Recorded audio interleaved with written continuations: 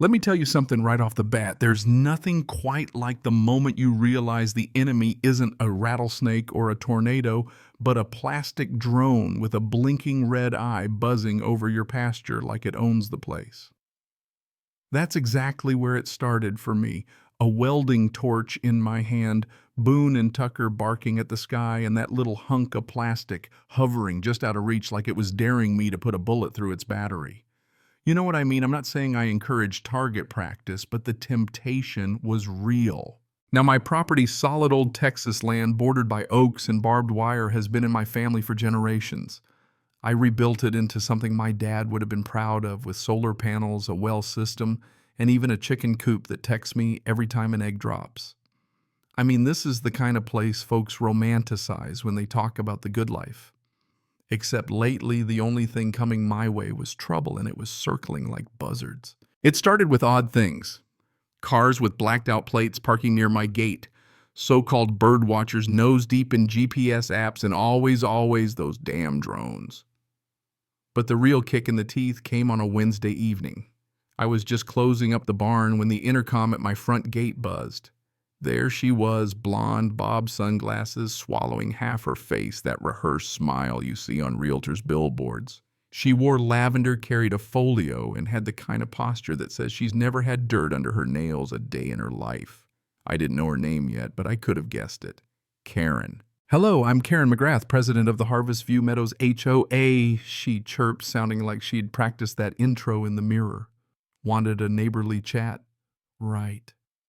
Their neighborhood was a mile of ticky-tacky houses built last year on what used to be prairie, now just spreadsheets with roofs, no soul, no space, just the endless whir of lawnmowers. I told her I didn't do coffee. She called me Mr. Fallon, insisted she was already here. And before I knew it, I'd let her in not out of curiosity, but because I hate unanswered questions more than I hate uninvited guests. She rolled up in a Lexus with a license plate that practically screamed midlife crisis. First thing she did was scan every inch of my place, the silo, the windmill, the horses, like she was prepping for a remodel show. Then out came the brochure. "Have you ever considered selling?" she said, expanding the community luxury spa, Tesla charging lounge legacy income. I handed the brochure back and said, "Lady, this land is the legacy." I could see the exact moment the sales pitch slipped and the machine inside her switched gears. She tried to smile it off, but I could see it cold, calculating like a shark behind a showroom window. "Well, then we'll just have to pursue other options." She got back in her Lexus, but not before glaring at my security cam one more time. That should have been the end of it. But with folks like Karen, no just means try harder. For about a week, things were quiet, but not in a way I liked. My gut said storm's coming, so I double-checked every lock and every camera. Next thing I knew, there were tire marks inside my gate, deep grooves that said somebody came up my road, then peeled out quick. Nobody but me and the feed guy had that code. I changed it twice. Then came the real escalation. Early Thursday, 3 men in bright orange vests showed up at the north fence. Big guys, the kind that looked like they'd do better lifting kegs than running surveys, plus one techie with a tablet. They didn't even ring, just climbed right over, like this was some community park. I whistled for the dogs, grabbed my shotgun, not loaded but who's counting, and met them at the fence. "Morning, sir." "Here for a preliminary infrastructure survey," the linebacker said, all friendly.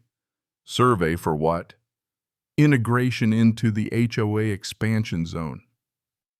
They showed me a tablet with my land carved up into little blocks, spa clubhouse, even something called Equestrian Zen Zone.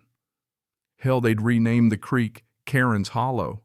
I asked for paperwork. Court orders, surveyor licenses, anything real. Nothing, just bluster. So I gave them 60 seconds to get off my land before things got real unfriendly. They hesitated, mistake number 2. I hit the alarm. Sirens howled, dogs sprinted, and the tough guys went scrambling. One face planted in the dirt, another lost a shoe. The tech kid dropped his tablet and froze like he'd seen a ghost. By the time Deputy Franklin showed up, local guy steady as they come, I had a neat little pile of evidence, including the dropped tablet And my deed. Franklin just shook his head and said, "These boys are lucky you didn't shoot first." That night, I hung 3 new no trespassing signs in bright red, backed up every video file, and labeled the footage Karen's hollow failed recon. You'd think they'd take the hint. Instead, 3 days later, some jittery kid in a tie handed me a court summons alleging obstruction of planning survey and failure to comply with Phase 3 integration. According to them, my land was now a shared access zone. Yeah, that happened. I called Mabel Campbell, the best damn land attorney in the state, white hair, iron will, and a reputation for making developers cry. She told me to email everything. By sundown, she'd already filed a response and told me to gather every scrap of paper connected to the property. She wanted a paper trail thick enough to trip a bureaucrat. Next came the public pressure. Town hall flyer in the mailbox, community forum on regional harmony. I showed up in my dirtiest boots and an attitude. Karen was at the front pitching eco-recreation and wellness zones to a crowd in pastel polos. One lone landowner stands in the way, she said, looking everywhere but at me. I stood up, clarified a few things. My land's not HOA. Their guys trespassed. There's no legal basis for what they're doing. Silence. A couple folks started to look nervous, like they realized they'd signed up for more than they bargained for. The next day, I started digging for proof, real ugly, can't wiggle out of it evidence. That broken tablet came in handy. My neighbor's son, Jake, college kid, with more sense than the whole HOA board, hacked it open.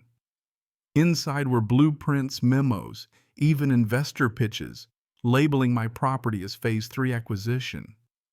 Best of all, an old newsletter from New Mexico about an HOA scam, same Karen, different state, same tricks. Turns out she'd tried this land grab play before. Mabel was thrilled. "We're not just fighting off a land grab," she told me. "We're exposing fraud." We went public, sent documents to a blogger who lit up the internet with stories of HOA corruption. The story caught fire, local news, Facebook, Reddit. Suddenly, Karen wasn't a visionary. She was a serial land hustler. Families quit the HOA. People started talking. Court was almost fun to watch if you like blood sports. Karen showed up looking like she'd been rolled in foundation, flanked by 2 lawyers. One polished, one terrified. Her side gave a speech about regional harmony. Mabel shredded them with facts, deeds, drone footage, investor slides, even photos of Karen running the same scam in Roswell. The judge had a sense of humor. If it walks like a duck and builds a spa like a duck. The courtroom laughed except for Karen, who looked ready to vaporize. The best moment, Mabel pointed out that the so-called public wellness project was actually a private country club with $75,000 membership fees. Judge asked the HOA for real legal authority, transfer agreements, city resolutions, anything. All they had was bluster and fancy graphics. By the end of it, the judge warned them to stop any further activity on my land. When the verdict came down, I was in the barn fixing machinery. Mabel called, told me to pour a stiff drink. Court tossed out every claim against me, slapped the HOA with damages fees and punitive sanctions over $600,000. Even better, they froze the HOA's assets to pay the judgment.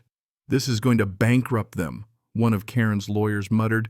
"That's the point," Mabel said. Could have hugged her. Karen got voted out, reportedly threw a latte at someone's Prius on the way. The local news ran a headline, "HOA ordered to sell itself to pay for land grab scandal." The fallout was delicious. Turns out Karen's cousin, the county zoning officer, had been rubber stamping fake maps. He got suspended, she got investigated, and the rest of the board started selling off tennis courts and green spaces to cover debts. A few weeks later, I got an anonymous envelope, her original investor slide deck now covered in sarcastic notes. I framed it. The judge's final statement was a classic, and HOA is not a shadow government. This court finds the actions of the plaintiff reckless, entitled, and wholly incompatible with lawful governance. I printed that too, just in case the next idiot comes sniffing around. Now I've got a new sign on my gate, carved walnut bold letters. Private land, not for sale.